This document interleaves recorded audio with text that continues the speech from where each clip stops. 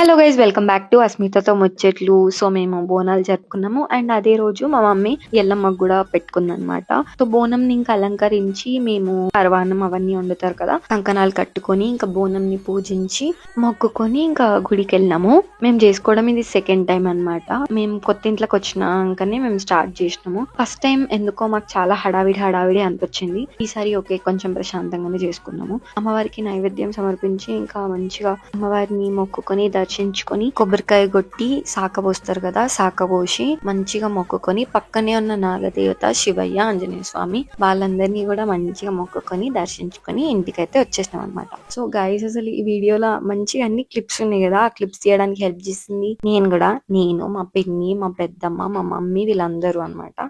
So అదే రోజు మేము ఎల్లమ్మకు పెట్టుకున్నాము. సో మా మమ్మీ దానికోసమే బజ్జీ, సప్పడపప్పు, బూరెలు ఇవన్నీ వేసింది. ఆ తర్వాత ఆ నైవేద్యం దేవుడికి పెట్టినాం.